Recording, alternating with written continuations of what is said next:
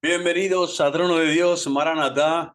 Por fin aparezco en escena. Parecía que la ballena de Jonás me había tragado y ahora he sido devuelto de nuevo a la tierra. Y bueno, esa revelación que Dios de algún modo he sentido en mi corazón, en mi intelecto, en mi voluntad, para reconocer que la conversión del corazón, la conversión al catolicismo, no es una tarea fácil, es una tarea de todos los días y de toda la vida, que rápidamente podemos ser tragados por muchas ballenas y por muchos que se las dan de cristianos y de católicos y sin embargo pues no lo son.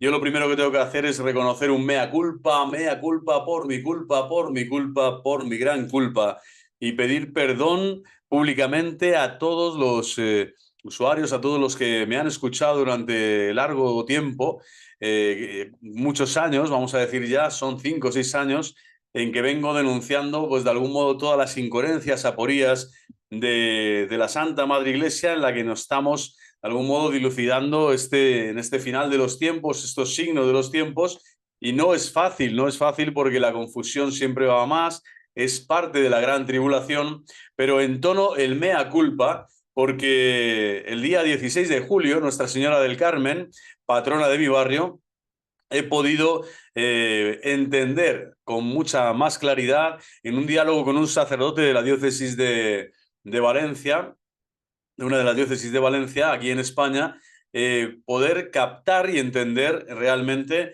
lo que estaba afirmando y toda la, vamos a decir, el equívoco y el error y la flagrante confusión y el escándalo que ha supuesto para tantos que me han escuchado, pues realizar improperios a todas horas, ¿no? Yo lo he hecho con toda la intención, vamos a decir, buena fe y de buena intención, pero se dice que el infierno está lleno de eso, de personas que con muy buena intención se encaminan hacia allá.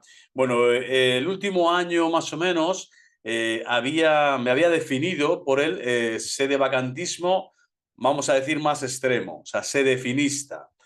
Aquellos que consideran que la sede de Pedro no solo está vacía, sino que además es que prácticamente es imposible que Dios rehaga, ¿no?, aquello que ya el anticristo en este tiempo pues ha destruido. Hoy lo que vengo aquí es a desdecir completamente, a refutar y a impugnar especialmente la herejía sedevacantista y entre ellos, ¿no?, a los mal llamados tradicionalistas y a todos estos que son sedevacantistas, sedefinistas, ¿no?, que son aquellos que donde yo he estado metido ahí porque he tenido que hacer, elucubrando, ¿no?, vislumbrando, pues incluso interpretando textos de la Sagrada Escritura, la primera carta de Corintios de San Pablo y otros, para hacer esa cábala, ¿no?, herética, porque ningún padre de la Iglesia, ningún santo a lo largo de su vida, ni el magisterio ordinario ni extraordinario de los papas, jamás nos han hablado de que la sucesión apostólica se podía truncar, se podía quebrar por completo. Y bueno, lo primero es eso, entonar el mea culpa, porque han sido muchos años con muchas afirmaciones en donde me he precipitado claramente. Por un lado estaba el celo apostólico. He sido sacerdote diocesano durante varios años en la diócesis de Madrid.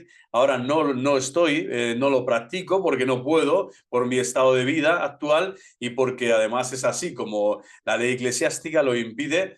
Y de algún modo quiero reconciliarme con la Iglesia Católica, quiero volver al seno de la Iglesia Católica, a pesar de que su jerarquía actual, pues en muchos aspectos puede estar para muchos de los que me han escuchado en entredicho para sus conciencias, por lo que se está escribiendo, por lo que se está enseñando, pero que de ningún modo te lleva a legitimar una posición sedevacante, porque dejas de ser católico, dejas de pertenecer al cuerpo místico de Cristo, que es precisamente de lo que yo he estado denunciando y acusando a todos estos, ¿no? Es decir, a la gran, inmensa mayoría de los cristianos bautizados que hoy pues siguen a Jesucristo, quien más, quien menos, en la virtud y en el demérito, en la virtud y en la santidad y en el esfuerzo por seguir convirtiendo nuestro corazón y pecar cada vez menos, caer menos en pecado venial y en pecado mortal, pero el mea culpa sobre todo es porque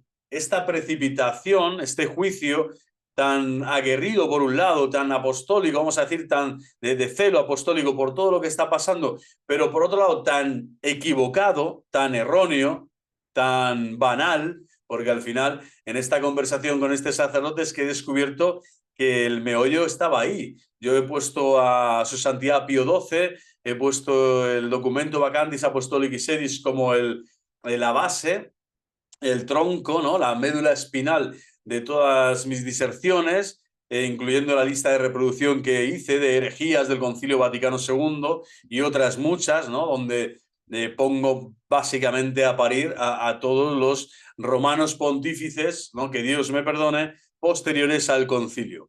Desde Roncalli para acá, ¿no? A Pablo VI, a Montini, a Karol Wojtyła, a Joseph Ratzinger, Benedicto XVI y al actual Francisco I, que de momento tengo que reconocer que sigue siendo el Papa de la Iglesia. Esto cuesta decirlo y cuesta pensarlo, pero lo que tengo que hacer caso es a la Virgen del Carmen, al magisterio de la Iglesia y de los papas, por supuesto también incluyendo a su santidad Pío XII, y si son capaces de no haber cortado aún este vídeo y quieren verlo con profundidad, yo lo subiré varios días de diferentes modos y creo que es algo importante. Tenemos que hacer una apología seria, una apología real, católica, para de algún modo, por un lado, conciliar que estamos en una gran tribulación, que el pueblo cristiano pasa por muchos momentos de confusión, en donde yo también he estado sumergido, momentos de tinieblas, de dudas, de muchos aspectos que se nos van, que no comprendemos, que no sabemos valorar en su justa medida y por eso caemos, ¿no? Nos desviamos del camino, que es Jesucristo, el camino y la verdad de la vida, el único, pero siempre en su iglesia y con su jerarquía, aunque sea una jerarquía a veces falible en cuanto que es humana y que puede fallar, ¿no? Hablaremos de eso, de dónde está la infalibilidad del Papa, ¿no? Y también qué documentos nos dicen que la jerarquía sigue existiendo, que la sucesión apostólica sigue en pie y que los sacramentos, por lo tanto, también mi ordenación sacerdotal, que en su momento pensé que era inválida, porque el sacramento del orden episcopal había sido muy manoseado en el Novus Ordo, desde luego ahora ya con los documentos y con un estudio más profundo, más pausado, más calmado, he podido comprobar que no es así. Por lo tanto, es de sabios rectificar y lo primero que hago es pedir perdón de corazón y también solicitar y pedir a todas las personas que han caído en el sedevacantismo, de la parte en la que estén, más extrema o menos, en la del Williamson, la del Ramiro Rivas, la del, no sé, cualquiera, el tucista de turno, tal, cualquiera de los que estén por ahí pululando, tienen que volver al seno de la Iglesia Católica, tienen que vivir la comunión plena con la Iglesia Católica, tienen que reconocer la sucesión apostólica a los obispos válidos, verdaderos, ordenados por la Iglesia Católica y que son los que gobiernan, rigen, santifican, enseñan, ¿no? Y que hay muchos aspectos que podemos aún están en debate, están en deliberación, pueden estar, como digo, en entredicho, porque en conciencia yo como sacerdote lo que hice fue salir. Yo dije, yo no quiero servir aquí porque veo una serie de cosas que no me están gustando nada, pero me equivoqué de plano, porque el servicio yo lo tengo que hacer a Cristo y a su iglesia, no solo vamos a decir a una película o a una cábala que yo me monto en mi cabeza, que pienso que es la realidad, ¿no? Por pensar que existen textos donde hay contradicción, donde hay pastorales que me van menos o que no son tan afines a mis gustos personales, cuando sostengo que la liturgia es como que ya ha dejado de existir. Fijaros lo que llegan a afirmar, ¿no? Y lo que he llegado a afirmar, que no está el Santísimo Sacramento, que no está la Eucaristía ya en la tierra, que no se puede adorar a Jesucristo en espíritu y en verdad, pero en el sagrado y divino sacramento, que nos va a acompañar hasta el fin del mundo. Bueno, todo esto han sido, desde luego, momentos de mucho sufrimiento, de mucho dolor, de mucha compunción, de mucha purificación, pero hay que reconocer en el momento, y el momento ha llegado, yo creo que ha sido un milagro de la Virgen del Carmen, estuve unos días en Fátima orando con mi familia y allí pude acercarme cada vez más a la verdad de que la Iglesia sigue orando, la Iglesia sigue adorando al Santísimo Sacramento, la Iglesia sigue esperando al Esposo Divino y nadie nos lo puede quitar, nadie nos lo puede robar. Todos los sedevacantes al final han venido a decir no solo que son más guapos, más listos y más verdaderos que los demás cristianos de la tierra, sino que son los que llevan la razón sin que sean ni siquiera autoridad, ni siquiera jerarquía para decirlo, ¿no? Para afirmarlo y además sostenerlo a lo largo de tanto tiempo de forma tan irracional y pertinaz. Es decir, es una herejía salir de la herejía. Esa es la solicitud que os hago. Por un lado, os pido perdón de corazón. También os pido que salgáis de este canal. No hace falta que estéis suscritos porque a partir de ahora los contenidos van a ser siempre espirituales y también de doctrina católica verdadera, pero desde luego que no sea de corte sedevacante ni que llame anticristo, ¿no? De forma tan gratuita, ¿no? A todos los papas, ¿no? Desde el concilio hasta acá y desde el primer concilio de Jerusalén hasta acá y desde Pedro hasta acá, hasta nuestros días. Que hay conflicto, que el actual ha formado tanto lío, vamos a decir, tanto quilombo, que ha habido confusiones, sí, pero que no se haya llegado todavía a ese tiempo de la tribulación final que el Señor nos advierte, aunque sabemos que los signos de los tiempos están ahí, la predicación al mundo entero, etcétera. La conversión también ha llegado a interpretar del pueblo judío en cierta manera, porque ahí está el nuevo Israel, que es la Iglesia, y todos los judíos que ya pertenecen a ella porque han sido bautizados, y aquellos que hasta el día de hoy se quieran unir e incorporar a ella, las puertas siguen abiertas, las puertas del corazón sagrado de Cristo a través de su Iglesia y siempre a través de su Iglesia y de su santa jerarquía de la sucesión apostólica. Bueno, pues somos pecadores, somos peregrinos, necesitamos conversión, nos podemos confundir, el demonio ronda siempre alrededor nuestro para devorarnos por completo.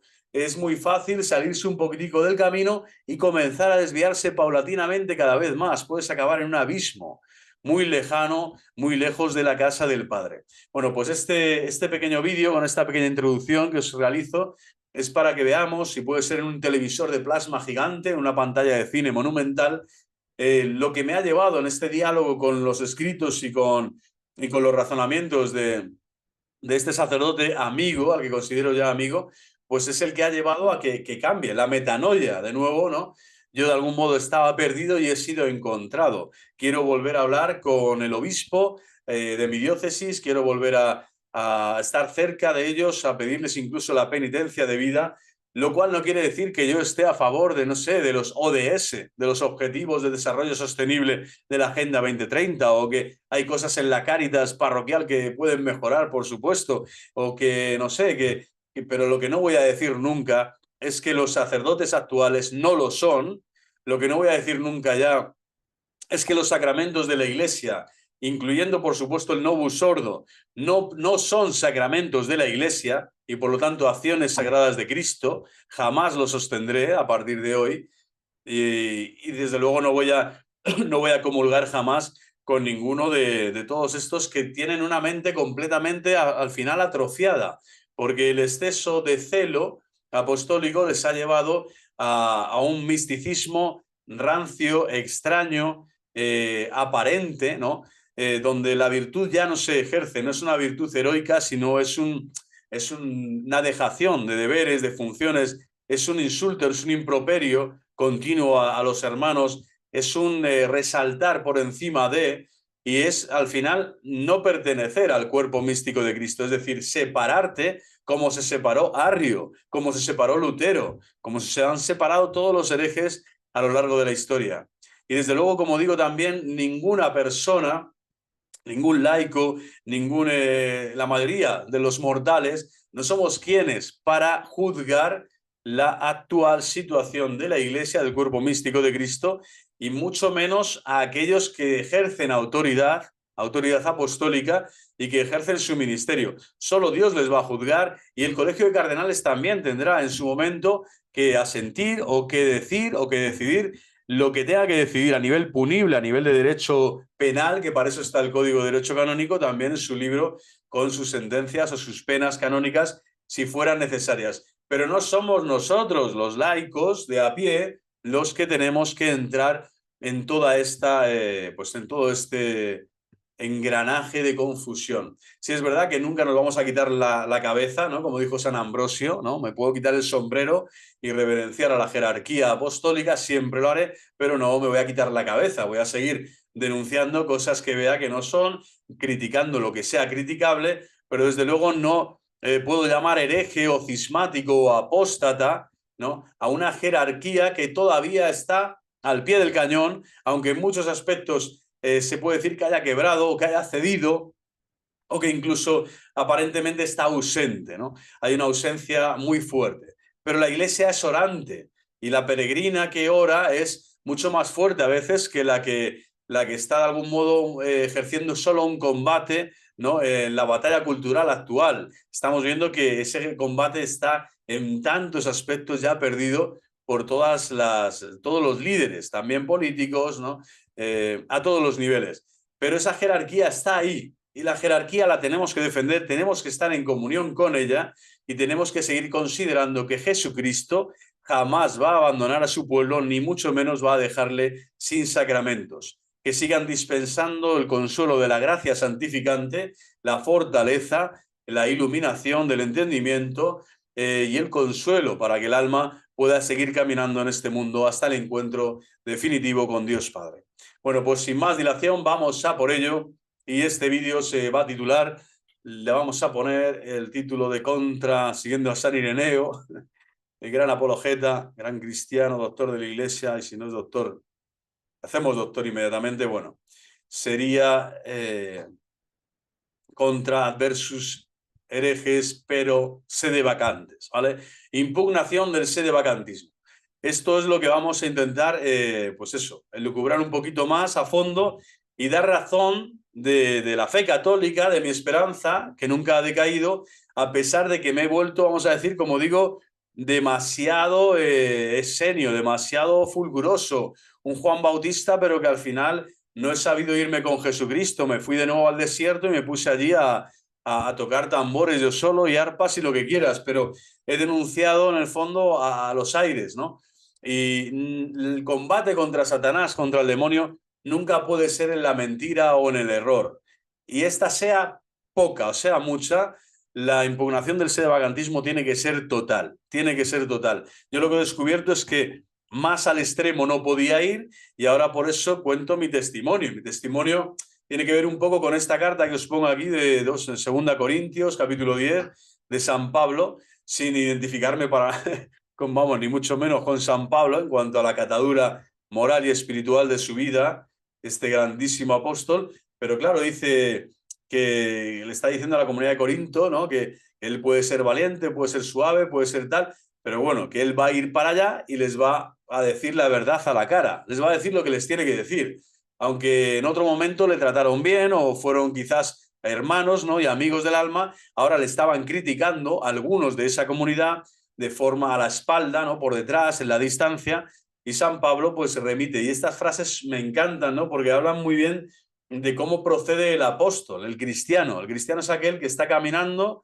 en la verdad de Jesucristo, revelada por Jesucristo a través del camino, del único camino del hombre, que es la Santa Madre Iglesia, el magisterio, la comunión con los papas, el amor a la verdad plena y a la comunión plena con ellos.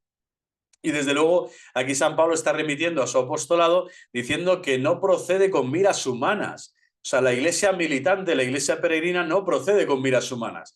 Y las armas de mi servicio, dice, no son humanas. Por eso ahora voy a enseñar las mismas armas de siempre, que son la cruz, la Santísima Cruz y el Santísimo Rosario, ¿no? Siempre van a ser nuestras armas, ¿no? Las del católico siempre van a estar aquí, en nuestras manos, en nuestro corazón, en nuestros labios, pero no vamos a militar con miras humanas. Y por eso, si fallamos, si nos equivocamos, tenemos que reconocerlo. Es de sabio rectificar.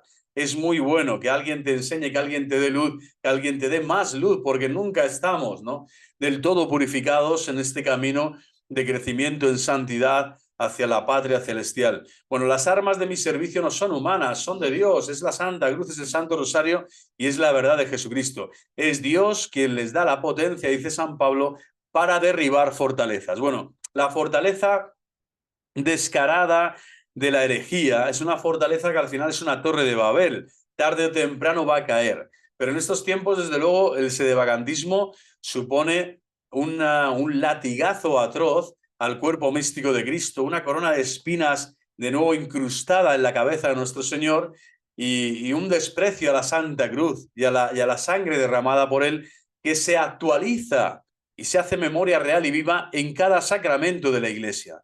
Y lo digo porque son muy pertinaces. Es una herejía que lleva más de 60 años arrastrando de aquí y de allá a hermanos bautizados con gran celo apostólico, como digo, con gran amor a la verdad, pero que van siendo confundidos por unos o por otros y que acuden a las mismas fuentes. Muchas veces que acudimos nosotros, como le digo, yo he estudiado 10 años filosofía, teología y he caído en esta herejía. Que esto sirva para otros que pueden caer en cualquier momento, porque la situación siempre puede ir encrespándose, puede ir a más y uno puede dudar. Puede dudar como Pedro dudó o como Tomás. Sin embargo, el Señor te dice, no, yo mi gracia te va a dar la fortaleza para que derribes las fortalezas de este mundo, porque la herejía tiene que ser aplastada, derribada, completamente aniquilada. Y por eso, bueno, vamos a derribar los sofismas y este torreón que se yergue, ¿no?, contra el conocimiento de Dios, dice San Pablo. Impresionante, ¿no? La gnosis de Dios, el conocimiento de Dios es el verbo. Dios Padre nos revela el conocimiento divino a través del verbo, de su Hijo amado, por el Espíritu Santo que se nos ha dado. Bueno, en ese derramar el conocimiento de Dios a los hombres está el ser apóstol verdadero y no cautivo, ¿no?, de los falsos, ¿no? El no dejarte encerrar y apresar por los herejes. Bueno, con esas armas, dice, cautivamos los entendimientos equipados para castigar toda desobediencia cuando vuestra obediencia sea completa. Es decir, al final mi pecado personal, el vuestro que sea el que vosotros hagáis en vuestro examen de conciencia, es una gran desobediencia a Dios nuestro Señor, porque no he sabido escuchar, no he sabido ponerme a la escucha primero de Dios y de su santa voluntad, y después, ¿para qué? Para discernir los signos de los tiempos, y he querido hacer un poco la guerra por mi cuenta, bueno, un poco y un mucho, porque llevo años dedicado a denunciar esto con toda vehemencia. Sin embargo, me faltaban resortes, me faltaban, como le digo, documentos, argumentos, conocimiento de Dios. Me faltaba que la revelación de Dios también tocara mi corazón. Y desde luego, a través de este sacerdote del Santo Rosario, de una amiga que me puso en contacto con otra mujer que se llamaba Rosario también, y que quería que yo hablara con este sacerdote para convencerle o simplemente para tener un diálogo, ¿no?, y ver hasta qué punto la postura sedevacante es algo connatural, ¿no?, y esencial en estos momentos para ser católico verdadero. Y justo pasó lo contrario. El Señor me bendijo y me dio en ese diálogo fraterno, me condujo hacia la obediencia, a una obediencia más completa, dice San Pablo. Que vuestra obediencia sea completa. Es decir, la obediencia, que es escucha, ¿no?, el verbo acuo, la obediencia, en latín es la escucha de Dios. Cuanto más le escuchas, más unido estás a Dios. Cuanto más escuchas a Dios, más unido y más completo estás tú. Y la jerarquía católica siempre te va a llevar con esta enseñanza a esta manera de entender a Jesucristo y su divina revelación sin equivocarte, sin caer en la herejía. Bueno, pues le doy muchas gracias a Dios porque he pasado de la rebeldía y la desobediencia de nuevo a ser obediente. Primero, ¿a quién? A Dios, en mi conciencia y en mi corazón. Y a decirme que yo no soy quien para emitir la cantidad de juicios tan adversos, tan contrarios a la caridad en muchos momentos, tan llenos de ira o de dolor, tan fugitivos, tan extraños, tan estridentes, que me han llevado a esta posición, como digo, en donde tengo que pedir perdón. Lo reconozco una y mil veces, le pediré, como digo, al obispo penitencia para poder reparar el daño que he causado durante estos años en las redes y a nivel personal en mi familia y en las personas que conozco que me han conocido. Ya no puedo llegar a afirmar lo que antes afirmaba. Y bueno, ¿esto a qué me ha llevado? Primero, a buscar la clave en la validez del pontificado de Juan XXIII, de Roncalli. Por un lado, y por otro, es posible, Papa Bueno, ¿no? ¿Ha vuelto a ser ahora el Papa Bueno? Quizás sí, no, tiene que serlo. Además es santo y es canonizado por la Iglesia católica. No es la Iglesia conciliar, solo existe una Iglesia, que es una santa católica y apostólica. Ya es la que vemos, no es la que te presentan los sedevacantes o los grupos ya separados, cismáticos, ¿no?, que al final buscan su propio beneficio, su propio interés, su propia, ¿no?, reafirmarse en una identidad que ya no está acompasada en esa comunión plena, como decía, y en esa obediencia plena a Jesucristo y a sus legítimos pastores, a sus legítimos sucesores.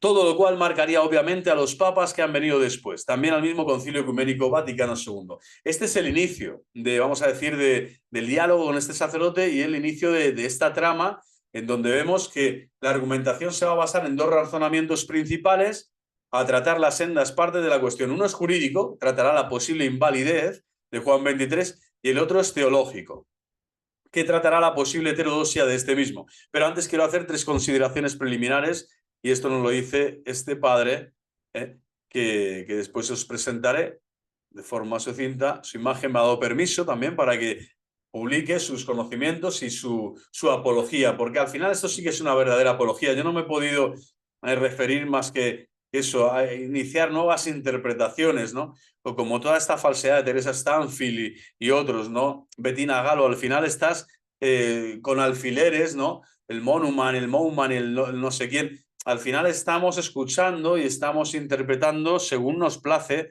a personas que han dicho cosas, sí, pero que no tienen la revelación de su parte, no tienen el magisterio de los papas de su parte, y ni siquiera ese magisterio de los papas a los que ellos consideran santos, como es su santidad Pío XII, lo cual es tremendo, ¿no? Bueno, pues el primer acercamiento, dice aquí, o preliminar, ¿no? Una consideración, es que ni siquiera, vamos, el torpe pastor de Zacarías o el falso profeta apocalíptico, que son personajes singulares, pero que no parece verosímil que sea Juan XXIII. También diría que no parece verosímil que sea Bergoglio, a pesar de las bergolianas que ha podido hacer, pero es que Francisco I, Papa, todavía no ha dicho herejías públicas notorias que le lleven a uno también a afirmar lo que se afirma en todos estos, en todas estas en estos barracones, en estos galpones, o cómo decir, en estas cuevas de cismáticos y de herejes sedevacantistas, del tipo que sean del último llegado Viganó, sean del anterior Minutela, que por cierto, o sea, es patético todos los que siguen este movimiento de Don Minutela, que ni es don ni es nada ya, porque lo que demuestra es eso, no es que sea doblemente hereje, porque así lo ha considerado la Iglesia Católica, sino que sigue empecinado, ¿no? De forma pertinaz en afirmar algo que no afirma ningún obispo, ningún cardenal, y que no es él el tribunal eclesiástico que debe de juzgar a un romano pontífice, no es él, y por lo tanto cállate ya la boca y deja de marear y deja de confundir. Una de las cosas que hice mal en mi vida personal fue eso, escuchar a este hombre durante 1 año y pico, que me llevó al final a tomar decisiones erróneas. Por eso Santo Tomás de Aquino, en su sana doctrina, siempre dice no escuchar al hereje. Por favor, no escuchéis nunca a un hereje, por mucho que os ponga argumentos de acá de allá. Es que al final la herejía siempre te va a encaminar a un pozo sin salida, a un callejón sin salida, a un pozo cada vez más profundo, más negro, más terrorífico, a una soledad cada vez mayor. Bueno, pues estos pastores falsos y estos falsos profetas no parece realmente el título, ¿no? Ni de Juan XXIII ni del actual Francisco. Estoy sacando aquí una defensa de Francisco I. Imaginaros, la primera vez que lo realizo y así a nivel público. Nunca antes ocurría en la Iglesia. Debería estar anunciada primero, tema del falso profeta, y parece que el mismo tercer secreto puede que vaya por ahí, pero en otro sentido, dice este sacerdote, ¿no?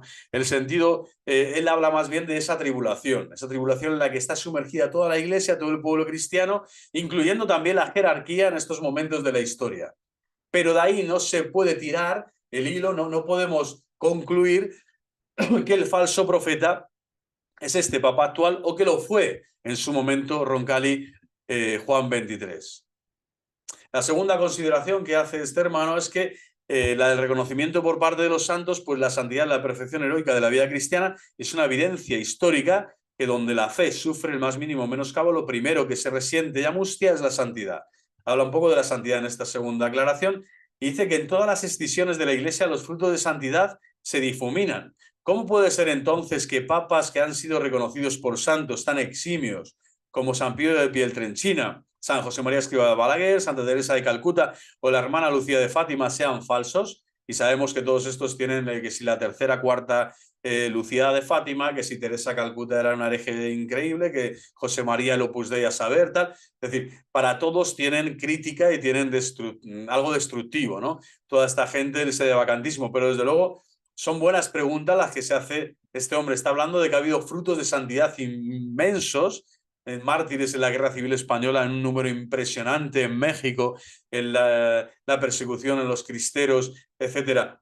Es decir, ha habido frutos de santidad hermosos y maravillosos durante todo el siglo XX. Son falsas también las apariciones de Fátima ya aludidas, que ordenaron que el Papa que hubiera en 1960 revelara el mentado tercer secreto. Esto no sé si es en el 60 exacto o antes de que Pío XII podía haberlo hecho, pero desde luego no se hizo. Son falsas las apariciones de Garabandal, donde parece que se reconoció expresamente a Juan XXIII, se habló de 3 papas o más, o 4, el detalle interesantísimo, tal, Juan Pablo I. Bueno, el cisma de Occidente, las dos ramas tuvieron santos a favor, Santa Catalina de Siena por un lado, San Vicente Ferrer por el otro, pero con la diferencia de que el último, por mandato, al parecer, expreso de Cristo, se desentendió del Papa Luna. Yo diría que por mandato de la Virgen Santísima, Nuestra Señora del Carmen y Nuestra Señora de Fátima, las dos advocaciones de mi vida, junto con la Inmaculada Concepción, patrona de España, y por supuesto Nuestra Señora del Pilar, patrona de la Hispanidad. Desde luego yo ahora me uno, ¿no? Y expreso que no tengo nada que ver con los sedevacantes, nada que ver en absoluto. Bueno, aquí le diré a este sacerdote que yo no quiero vamos a decir, esta, como él llama, consideración preliminar, esta segunda acude mucho a las revelaciones privadas, como son Fátima o como es Garabandal. Yo aquí no voy a... Ya hay vídeos en el canal que creo que se van a mantener y que donde aporto lo que es la espiritualidad de Garabandal o la posible, vamos a decir que no tienes que emitir, que profesar una fe divina y católica, una fe completamente que no atenta contra el depósito de la fe, el hecho de que no creas en estas manifestaciones, en estas apariciones. Por lo tanto, la revelación privada para ver si Roncalli era válido Papa Juan XXIII o si el cónclave era válido o no, me parece un tema bastante difícil, ¿no? Se podría sucintamente dejar de lado. Pero bueno, sí es tan bonito y bello el argumento de la santidad durante el siglo XX y hasta el día de hoy. Hace 2 días, ¿no? Que asesinaron, que han quemado a un sacerdote en Nigeria. Es sacerdote, un presbítero de la iglesia, muerto por amor a Cristo y a su santa iglesia, mártir. Y estamos ahora, ¿no? En este año presente. Es decir, los mártires, la persecución, la santidad sigue dándose en la iglesia, y aquellos santos de aquel momento, ninguno, ¿no? Se atrevió a menoscabar o a dilucidar, ni siquiera a resentir, ¿no? Que el Novus Ordo, que el romano pontífice Juan Pablo II, etcétera, este o el otro, por muchas cosas que eran mejorables en el mundo de las finanzas vaticanas, imagínense, en el mundo de la homosexualidad o el homosexualismo en algunos sectores, ¿no? De adintra, enemigos de Cristo y de la Iglesia, que están haciendo el mal desde dentro. Bueno, eso no quita que la santidad sea fulgente, siga siendo un valor siempre vivo y eficaz en la historia de la Iglesia hasta el día de hoy. Y una tercera consideración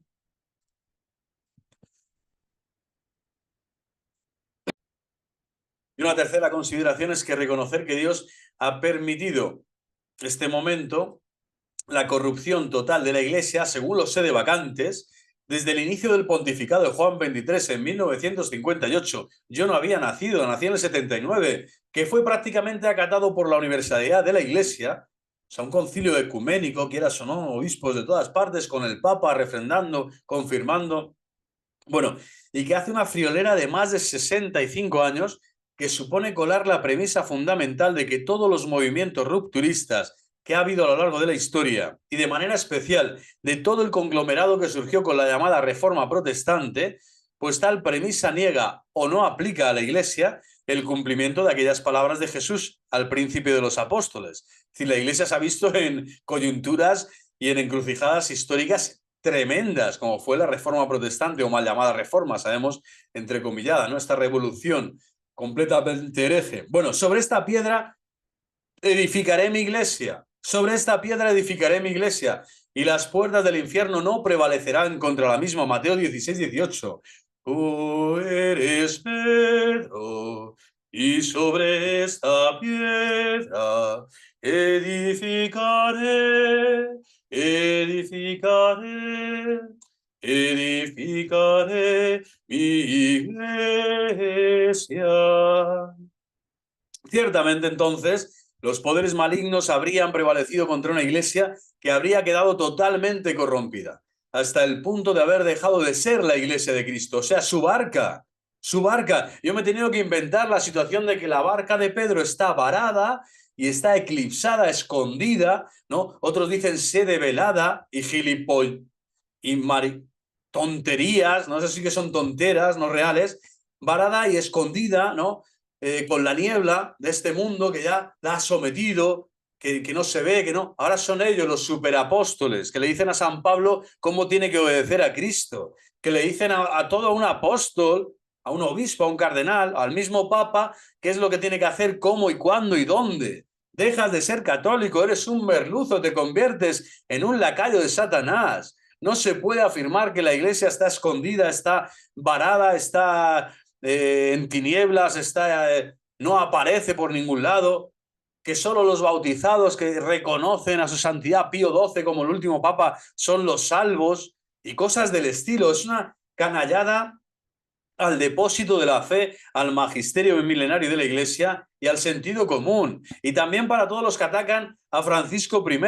¿Por qué? Porque de momento, hasta que la Iglesia no pronuncie algo diferente, la Iglesia oficialmente, la Iglesia peregrina, sí, la que en muchos aspectos puede fallar, pero que en las cosas gordas no va a fallar nunca, porque el Señor nos lo ha prometido, hasta que declare lo que tenga que declarar, de cualquier romano pontífice y de cualquier persona y de tu propio juicio, de tu propia historia personal, también te puede juzgar tu vida de santidad o tu vida de negación, de rebeldía.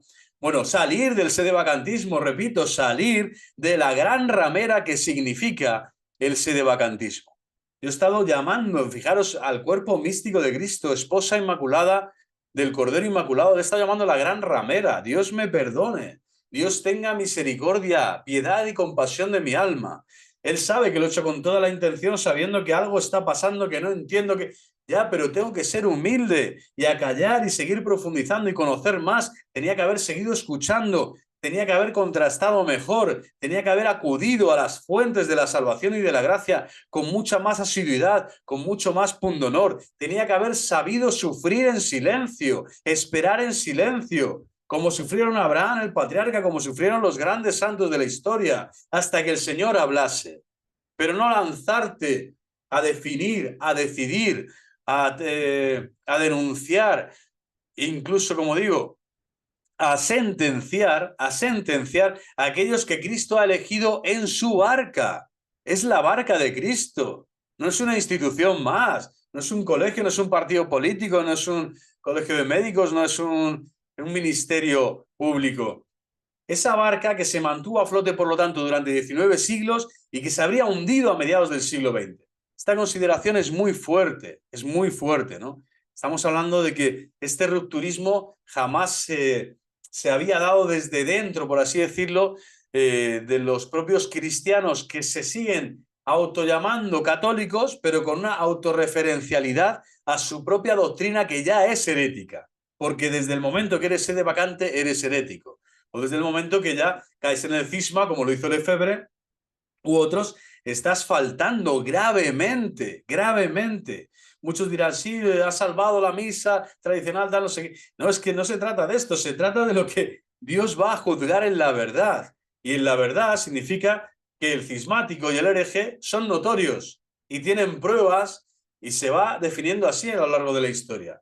Y por lo tanto, la santidad de los papas, sin conocer todos los intrínculos, si la Iglesia reconoce que ahí hay santidad en su vida heroica, en su diario personal, en este caso Juan 23, en la vida de Pablo VI, tantas veces sufrida, tantas veces, pues eso, con todas esas dimensiones que han sido muy criticables, pero que no sabemos hasta qué punto en ese foro interno y en ese foro externo la Iglesia católica sigue siendo la barca en donde Cristo le está pidiendo eso a Pedro.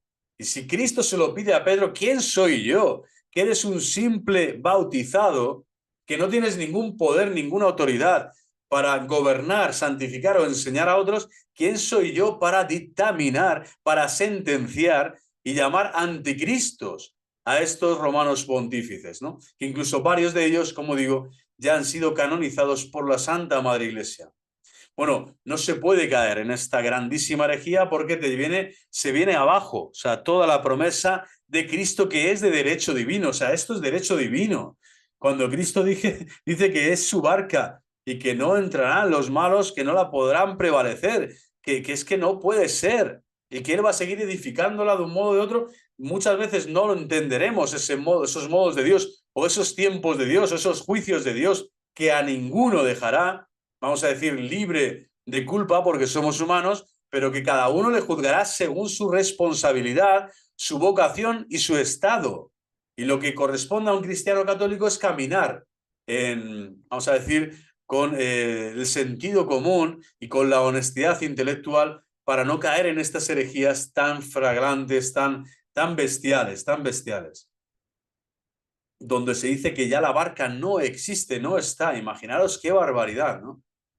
Pero claro, ¿qué habría pasado con Cristo? Tiene sentido que no solo se haya dormido, dice este hermano, esta sigue siendo la tercera consideración, sino que incluso se habría esfumado, dejando de estar en la misma barca, incumpliendo la promesa. Impresionante, ¿no? Cumpliendo la promesa de estar con nosotros todos los días hasta el fin del mundo, Mateo 28:20.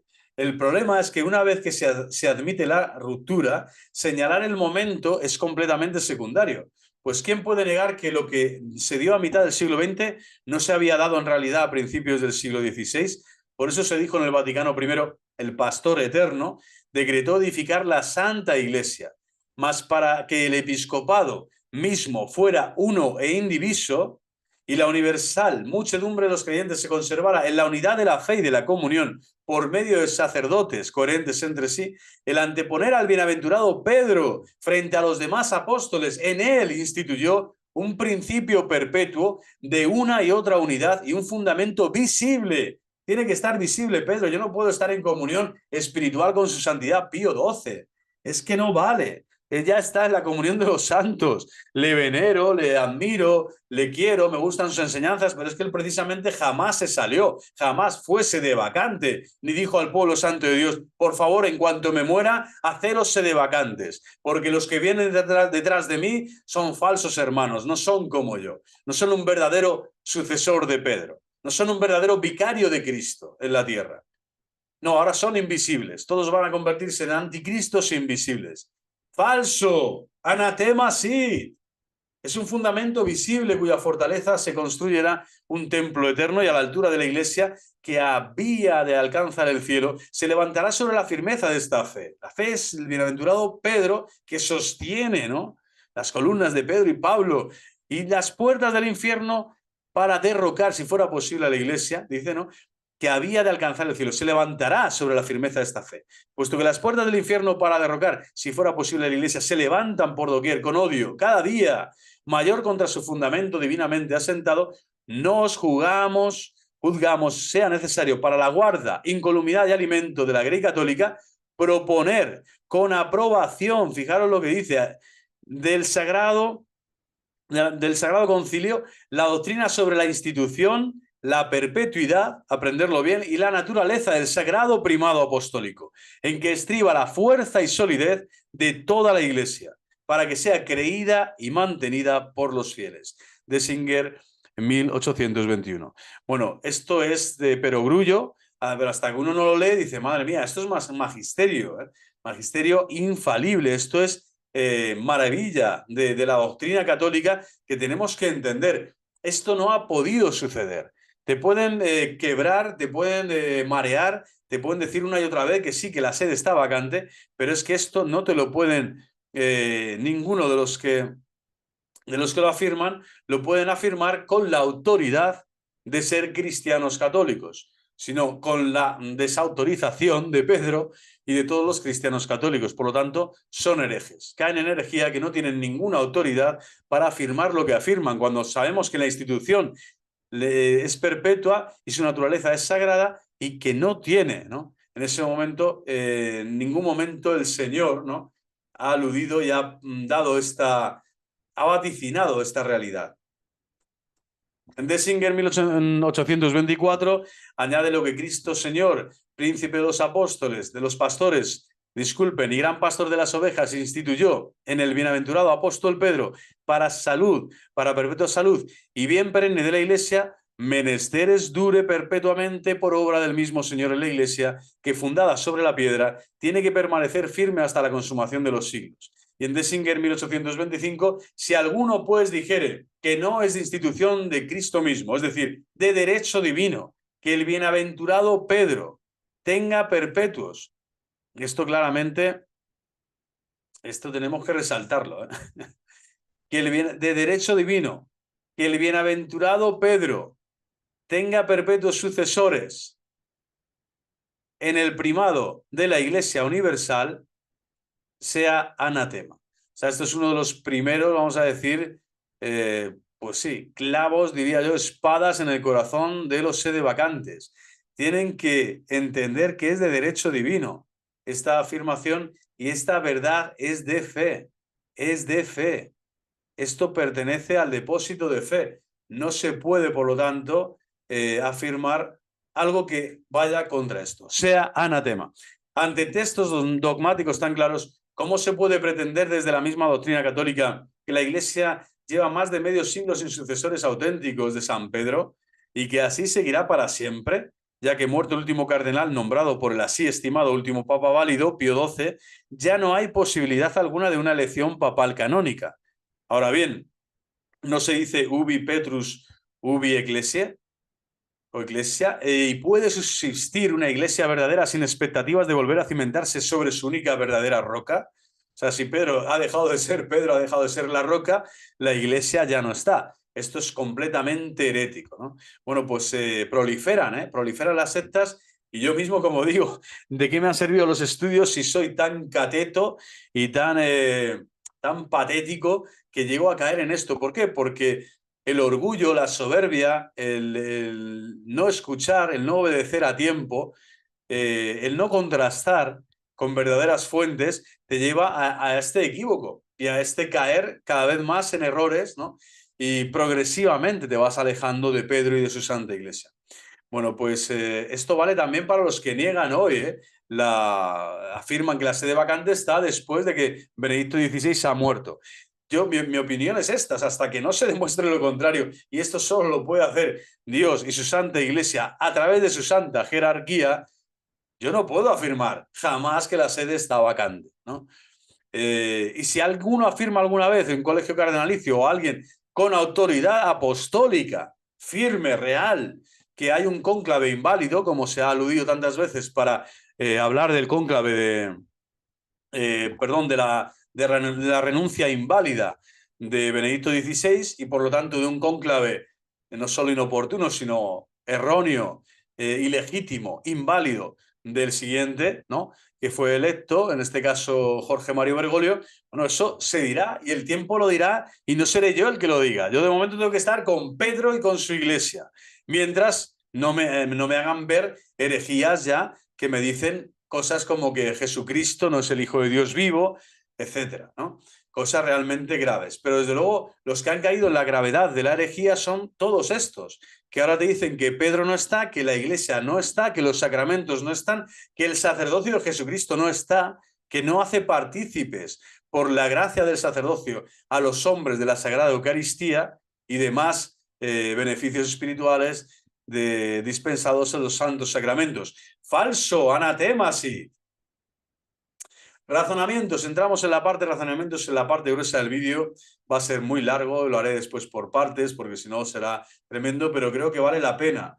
Yo creo que con esto hay que estar meses ahora batiendo el cobre en estos razonamientos, en estas premisas, porque dan mucha luz, así como me han dado luz a mí, que voy, vamos a decir, de guía, ¿no? Que voy de pastorelli, que intento guiar a alguno a decir, oye, esto que está pasando no es normal y mira lo que te puede pasar. Bueno, ahora tengo que reconocer y me tengo que tragar, se me han roto los dientes, me he caído del caballo, ¿no? Me he caído de un avión y me he roto completamente, pero tengo que reconocer que los razonamientos al final me tienen que llevar a considerar que la impugnación del sedevacantismo Es lo más obvio, es lo más connatural al cristiano católico, es lo más normal a la doctrina católica de siempre, es lo que más alegra el corazón de Cristo actualmente cuando vemos que tantos salen, ¿no? A decir, yo soy sedevacante, yo soy sedevacante, yo también, yo soy de Apolo, yo de Cefas. No, nosotros somos de Pedro y de Pablo y del Colegio Apostólico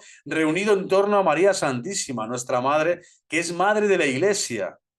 Y esta iglesia es la iglesia católica, es la que vemos, es la visible, la que está, todavía hay templos en la tierra y muchísimos para acudir, para adorar, para venerar las imágenes y a los santos, para estar en completa sintonía y armonía con los sacerdotes válidamente ordenados en el Novus Ordo.